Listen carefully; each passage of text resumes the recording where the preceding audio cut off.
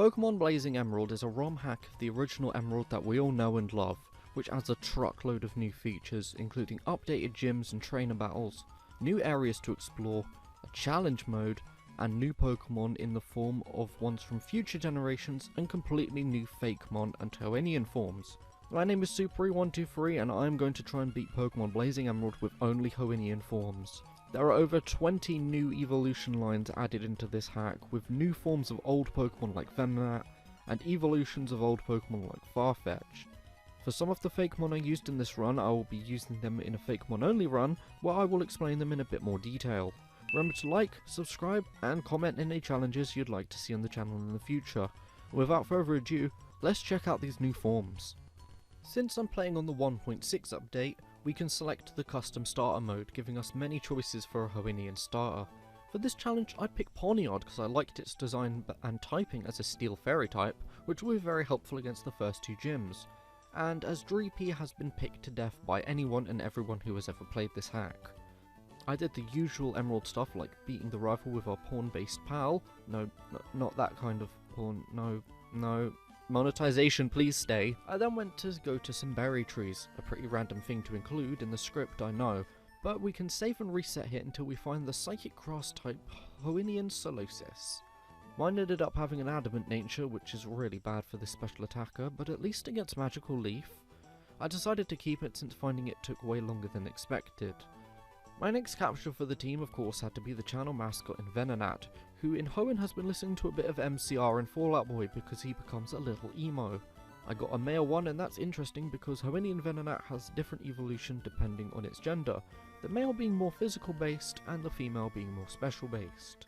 Now since I'm on the hard mode, this gives us a level cap to work with, which will get increasingly harder to deal with later on in the game, and you can tell when you hit this level cap because you start to gain only 1 EXP from battles.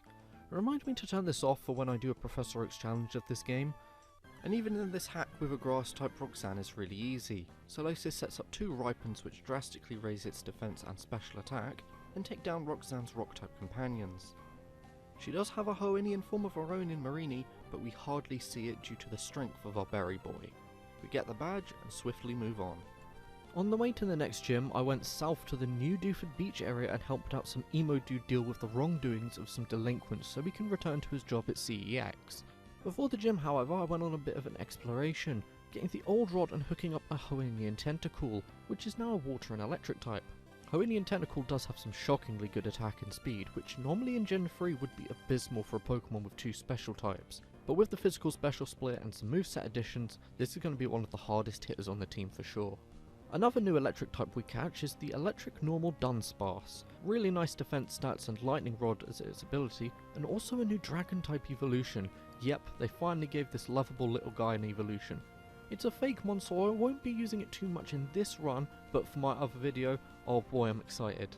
After a quick break to drink some Monster and listen to a bit of Screamo, I was fully prepared to fight Blake. My leader Venonat was a bad play since he led with Murkrow, so I swapped into Dunsparce.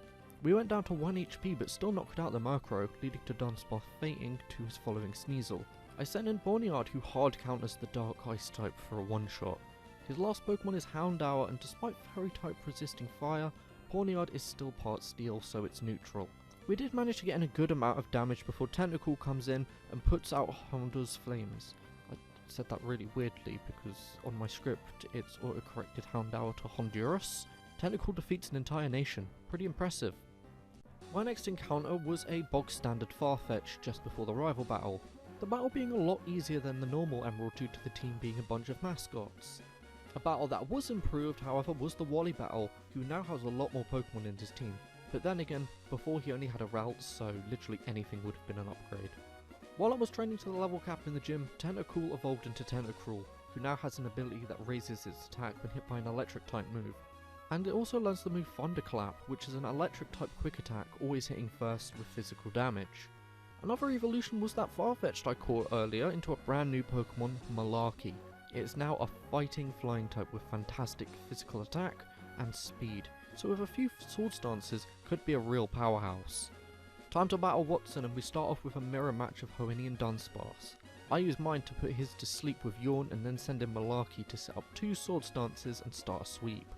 Despite our good base speed, We aren't fast enough however to outspeed a lot of Watson's team and get knocked out by an Electrode after taking out Dunsparce and Luxio. I send in Tentacruel, whose ability activates raising its attack and making Poison Jab even better than before, and the attack boosts also helped dealing a big chunk to his Ace Magnezone. But it does overpower Tentacruel, leading me to send in Dunsparce to land a Dig and win us the 3rd gym badge. These gyms haven't been too bad so far due to our team variety, but can we keep this up? The next level cap is pretty close after the last one, so we hit it really quickly, evolving Venonat into Muromoths as its male, and went on a catching spree. On Route 112 I caught a Doduo, which will be helpful later, and a Hoennian Teddiursa, who is now a normal fire type. The only other normal fire type I can think of in the whole series is the Litleo Pyro line, and I've used a Pyro before. It stinks. During our travels, Solosis also evolved into Duosian, and since it has high enough friendship, evolved to the very next level to Hoennian Reuniclus. A very nice design with a very high special attack, so obviously brilliant to have an adamant natured one. And we're still not done with the captures, as I went on to the brand new Falaba Mines and got the ground electric type Tynamo and the fighting type Tangela. Not my favourite designs by a long shot, but I must say they're two really good additions to the team. I also keep forgetting that Tangela is pure fighting type, so I swapped it out against fire types a lot. Force of habit. And the final bit of action before the Maxi battle was that Teddiursa evolved into Ursaring, who then goes the Galarian Linoon route of becoming part of the Kiss Tribute Act. Maxi is our first instance of a trainer having Pokemon over the level cap, and it certainly won't be the last. But it really wasn't a tough battle, as Tentacruel is still really good against fire types, even in its new form. We also had a surprise fight against Wally at the bottom of the Jagged Pass, but no surprise, that was still pretty easy. Okay, time for the Flannery battle, and with Tentacruel, I'm not too worried. We made pretty tough work of Hollow Vesta and Camerupt at the beginning, and then lose Tentacruel to a double-edging Rapidash. And this is where what should have been an easy battle got really difficult. Double Edge takes our Dunsparce to half health as we take out the national animal of Scotland with a Dig, leading to her almost level 40 Skarmory, and with no clear counter on my team for it, it was tearing through my team with Flare Blitz. But since it is a recoil move, it was tearing itself too. Our last Pokemon was Hoennian Tangrowth, who isn't a grass type, I must remind myself, and it tanks the final Flare Blitz as Flannery's own tactic is her downfall. Congratulations, you played yourself. I get the Go Goggles from our rival after beating the gym, and in the desert where we can now access, you can get Hoennian Pinsir, which is based off the beta design of Pinsir. I also had the chance to catch a Cubone and evolve it into Marowak, and then level up Doduo with Marowak in the party to get the Hoennian Dodrio, which is also a really good physical attacker, and what a really cool design this is as well. So in my first battle with Norman, I made the mistake of not getting my team to the level cap of 40, making this battle a lot harder than it needed to be. His Exploud basically shredded through my entire team, and with Slacking's ability Truant now healing it as well, it makes that thing even more of a monster. All I had to do was battle some trainers I missed and some wild Pokemon, evolving Tynamo into Electric and Dunsparce into the Electric Dragon Dusparath. I went back into the battle at the level cap, leading off with Pinsir, who uses Brick Break on Linoon for a one-shot. Exploud did take it out with a Hyper Voice, so I sent in Dodrio, who lowers its attack with Intimidate, but Hyper Voice is special based, so it doesn't really matter. We almost take it out with a Bone Rush and Drill Peck, but I have to send in Electric to finish the job. Slacking takes out Electric with an Earthquake, so I sent in Pawniard, who can at least use Protect on the turns that Slacking attacks. This strategy wasn't working however here, since Truant restores a lot more HP than I thought, so I used Dusparath's Thunderbolt hoping for the paralysis. It doesn't come, and we are left with Tangrowth, who absolutely tanks a Giga Impact and takes out the biggest threat in the entire game. He first has a Blissey, which is fine because of its really low defense, but I still got up a Bulk Up just to make sure I can do some real damage and for the Pokemon after it. And despite being poisoned, the Bulk Up boost pulls us through and we knock out the Blissey. And then we get a one-shot on the following normal Ursaring, giving us the gym badge. I did all the Team Aqua stuff in the Weather Institute and beat the rival on the way to Fortree, but skipping through Fortree I immediately made my way to Mount Pyre to stop Team Aqua again. The plethora of ground types on my team made this a lot harder than it should have been, but after clearing them off the mountain, I caught a brand new Pokemon in Hoennian Emolga, and look at how cute it is. Oh my god, he's so adorable! It's a ghost flying type with some great moves like Veiled Sky, which raises the secondary effects of moves like Ominous Wind for the epic boosts. Will it help in the Winona battle, however? It apparently didn't, because I lost my first attempt to Aerodactyl, so I tried again. I started off with Tentacruel and Thunderclapped on the Pelipper because, 4 times damage. Tropius is sent out, so I swap into Dodrio, who falls asleep. But it wakes up right away, I guess it probably has early bird, and one-shot Tropius with a Drill Peck. We get back to the Aerodactyl and I sack off Emolga to get in an Intimidate drop, doing the same with Ursaring to put the Fossil Bird at -2 attack. I swapped into Tentacruel, who can now tank a few hits and uses Surf to take it out. She has a Malarkey of her own, so I use Thunderclap on it. She finally has her own Hoennian Dodrio, which could be really bad if it has Earthquake, but we one-shot it with a Liquidation. And that battle shouldn't have been as bad as it was, but at least we got through it and got the gym badge. We've now got some brand new areas that open up for us, including Lava Town, where the Desert Underpass is now available, and we go in here to evolve Electric into Electros. The battles in the Team Magma and Aqua hideouts were nothing too special. Yeah, they have a better variety of Pokemon at higher levels, but it's still the evil team in a Pokemon game. They're always a bit of a meme. And after a quick detour to fight the final rival in Lily Cove, Pawniard finally evolves into Hoennian Bishop. What a cool design this lad has. All those Pick and Dreepy don't know what they're missing. Making my way to Mossdeep, and on the high seas of Hoenn I caught a new form, Hoennian Seal. Don't be fooled like me by the giant hand on its back. It's a dark type, not a fighting type. This guy comes into the club and slaps your girl's ass. What do you do? I mean, there's nothing I'm doing, look at him. He's terrifying. I caught it at a really good level so it evolves while fighting the gym trainers. Hoennian Dugong has a really cool design and a really good attack stat, like a lot of the Pokemon on my team, I'm noticing as I'm saying this script. Everything is like really good attack, apart from the one Pokemon I have that's Adamant, which is a special attacker. Why Game Freak didn't do something with real Seal and Dugong, I don't know, seeing as they're some of the most boring Pokemon out there. I'm sorry to all 3 of the fans of this Pokemon, it is boring. This gym battle is still a double battle bonanza, but with the team I have, I think I'll be alright. They lead with Grumpig and Hypno as I lead with Tentacruel and Dugong. We get rid of the Hypno fast enough as they send in a rare Uniqueless. Doubling up on the rare Uniqueless while Grumpig was bouncing in the air, sent it right back into its Pokeball. We're looking good as they send in Lunatone, but a part Rock type versus 2 Water types, goodbye Moon and hello Alakazam. Grumpig avoided the sweet embrace of death by bouncing again as Dugong knocked out the Spoon Wielder. Finally they have Solrock, who comes out and sets up Drought, but that doesn't really concern us as we can still tag team it to take it down. Right after it sets up a Calm Mind to take out Tentacruel and Muromoth, but aside of that small little blunder, it was alright, pretty easy battle. Steven's battle in the where is it, Steven's battle in the, what is this place called? The Rocket? No, the Space Center. Steven's double battle in the Space Center is a bit more epic in the sense that he has a Pokemon at a level you'd expect him, being the big boss of Hoenn after all. Then the standard Emerald shenanigans where I have to find the big green worm on a string to find these 2 pesky kids fighting, give the 2 leaders of the teams a lesson in simple colours because red monster with blue ord is a no-no, and then go to fight One, who is now an ice type gym leader, which is a very welcome change as we already have a water type champion. He starts with a Glalie as Tentacruel takes it out despite sustaining some big damage from Freeze Dry. Walrein goes into the red from a Thunderclap but knocks out Tentacruel with another Freeze Dry. I send in Reguliclus, who is quite slow and does get hit first, but does manage to Energy Ball the Walrein. Weavile takes out Reguliclus however with a Night Slash, but Bishop one-shots it.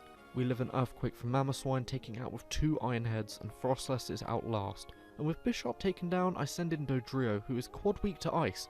Brilliant idea. But it manages to outspeed with Earthquake and land a one-shot on Frostlass. His final Pokemon is Crystalex, which is a evolution of the Crystal Onyx. It wasn't that exciting however to see this new Pokemon because I only saw it for a split second because we one-shot it. And with that we get the final gym badge and the chance to go to the Indigo Plateau. It's not even called the Indigo Plateau, that's in Kanto. This one's like the Ariana Grande City or whatever. Here is my team before going into the Elite Four. We've hit the level cap and I'm feeling fairly confident. I'm only using Hoennian Forms at this stage as opposed to the new evolutions such as Drasparath. As I've stated before, that's going to be in another video. Also, I'm only going to be showing the winning runs from these battles, but I did have some troubling time against most of them, which I'll let you know. But let's jump into the Elite Four. So Phoebe has been moved to the front of the Elite Four and she leads with Emolga, and as you can already see, the level caps do us no favours. We can knock out Emolga pretty easily, and Gengar we get fairly lucky against. Bennett takes out the Tentacruel from low health as Dugong cleans up. Dusknoir has a bit of a stally strategy, looking to freeze with Ice Punch and then having Rest and Sleep Talk to heal and damage, but if you resist the ice, then you'll be fine. Next is Cofagrigus, who is a tad bulky and loves to put us to sleep, but Dugong resists the ghost type moves and can put a shift in. Her final Pokemon is the Hoennian Lantern, who is a ghost type now, but an Earthquake from Dodrio still does the trick. Next is Serena, who is a grass user. She immediately sets herself up for a bad time, however, as I lead with Ursaring, and her Sunflora's Drought activates, boosting fire type moves. She has a Hoennian Shuckle, who is now a grass rock type with all the tricky stall tactics you'd expect from a normal Shuckle, but now in green. It is a right pain to take down as it stalls out Rayunicolous, and Ursaring does get the KO. She then shows immense brain power by sending in her File Plume and using Sunny Day. I'll take it. She has her own Rayunicolous, but that's Flame Wheeled into Oblivion. Ferrothorn is Flame Wheeled also into Oblivion, and Meganium is, well, Flame Wheeled into Oblivion. Very tough battle. Not. Haha, got him. Next is Bede, and I still haven't beaten Sword and Shield. And, yeah. So, I don't really know what he's doing here. I don't know if he leaves or whatever. He leads with Wigglytuff as I use Bishop and set up some Knight's Vows to raise my defense, and then Ironhead is a one-shot. Azumarill semi-resists Ironhead, but I still managed to take it out. Goolossal is out and it's an evolution of Hoennian Goomy, and it's really bulky as you can see. We just about survive in the red from its barrage of attacks and take it out. Bede then has his own Bishop, which shows he has good taste, but we somehow took it into the red off the back of a few lucky flinches, making it easier for Ursaring to take out after Bishop of our own is taken out. Sylveon gets a bit of good damage in with Fake Out, but we Flare Blitz it away, and finally it's Togekiss. We use Flare Blitz and take ourself out kamikaze style, but despite that, Togekiss still survives, so I sent in Tentacruel for the priority Thunderclap, and now to face off against Drake. Now in all of my other Hoenn based challenges, Drake is a complete pushover with any ice type move, but here he finally gets his revenge on me. His team has counters for a lot of what I can throw at him and is basically in the level 70s with us still stuck at level 60. Starting with his Dragonite, I lead with Dodrio to predict his faster fly attack so I can use my own, so he misses it and I land an attack. Also the Intimidate drop helps too, with Dodrio being pivotal in the battle because of this. He then sends in Flygon and I send in Rayunicolous, who can just about manage to survive a few Draco meters and get in a Psychic for half damage, surviving a final attack from Flygon on 3 HP and knocking it out. I was expecting to lose Rayunicolous swiftly against the Flygon and take damage on another team member, but there we go, we now have Garchomp, who swiftly takes us out, leading to me sending in Dugong. We just about take an Earthquake on half and get in an Ice Punch, but Garchomp survives in the red off a 4x super effective attack. But we managed to get the freeze, which is oh so pivotal. Luck was on my side here as I then use Ice Punch again for the KO. Drake then sends in Drasparath, so I swap it to Dodrio for the Intimidate drop, and to keep our Ice Beam user alive. Dragon Pulse sends Dodrio to 7 HP, but we can get in an Earthquake thanks to those extra vital defense EVs and one-shot it. Next is Salamence, and this is the one who's a real stalling demon. It has Outrage and Toxic and Wish just to make sure you have a really bad time, and trust me, it gave me the worst of times, and didn't even take me out to dinner first. But then I remembered that Bishop hard counters its entire moveset, as we can't be poisoned by Toxic due to being Steel type, and Outrage can't hit us due to being Fairy type. All it can do is use Protect while we set up defense boosts. I learnt this tactic in a very late battle on the spot, so I was overjoyed. It really took me far too long to think of that. Now he sends in Dragapult, and the Dreepy line is out for revenge since I've been slandering it all game. Our moves don't do too much to it due to being a part fire type and lowering our attack with Burn, but we do manage to take it to just under half health with Bishop. I send in Dodrio after Bishop faints, but Dodrio is swiftly taken out too, but at least we got an Intimidate drop. Tentacruel is next on our list of Dragapult destroyers as it just about survives the Dragon Pulse on 10 HP and gets in the Liquidation to take Dragapult to the red. And of course I have to make use of the priority Thunderclap as I can't outspeed it normally. And finally, after all of that effort, we finally beat Drake. I'll have to give it to the hack creator, he made this battle extremely difficult. Like Drake could have been the champion difficult. But he's not the champion, and we now have to fight the real one with a team of water types. Can I do this with only Hoennian Forms? Let's find out. So Wallace starts with Whiscash, and of course I have to lead with a grass type and just slam an energy ball into it, despite the 11 level difference. Wallace then has a Tentacruel who hits a poison jab and survives an energy ball and a pixel of health. But predicting the poison jab, I send in Bishop, but the AI predicts my prediction and uses overcharge, but it always paralyzes the user, Bishop lives on 7 HP, but the Tentacruel thunderclaps and isn't paralysed, so Bishop's can't outspeed because it's dead. I use my own Tentacruel's thunderclap to take down his, leading to his Ludicolo. A poison jab takes it into the near red as we have another close call with it taking Tentacruel down to 3 HP this time. I have no idea why we keep surviving on such low health, but you know what, I'll take it every day of the week. One more poison jab takes out the Ludicolo. Next he has a Lapras who we hit with a thunderclap before we're taken out. I did send in Dodrios, but despite it being 4 times weak, I know it's faster than Lapras and has a really high attack, so can take it out with Earthquake. He's left with 2 Pokemon, so I try to get in what damage I can with Dodrio on the Milotic before it's Ice Beam to Oblivion. I've only got 3 Pokemon left, well, 2.5 since Rayuniquelas is on half health. Well, 2 since Rayuniquelas is fainted now. Dugong can actually survive a few hits here since it's also a water type, and we do have Mega Horn, so we can use that twice to take him down to his last Pokemon, the Crawdont. We have the super effective Mega Horn still, which fails just short of a knockout, and his Crawdont hits a Crab Hammer, making it a 1v1. With my 12 level below Fire-type Pokemon, yeah, I wasn't expecting the best in this run. But to my surprise, Ursaring actually does outspeed and land in an Earthquake, meaning that with Crawdont taken out, I have officially beaten Pokemon Blazing Emerald with only Hoennian Forms. This ROM hack was extremely fun to play, and I'll definitely play it again in my own time as well for a few more videos. I've got a few big ideas for this game, but my next challenge is to beat the game with only the brand new Fakemon like Drasparath and Malarkey, and some other evolutions not shown in this video like Beedrill and Seviper evolutions. It promises to be a very interesting challenge, and I hope you'll join me for it in the near future. And if you did enjoy this video, be sure to leave a comment and a like, and if you aren't subscribed, then hit subscribe. My name has been Super123, and I will see you all in the next challenge.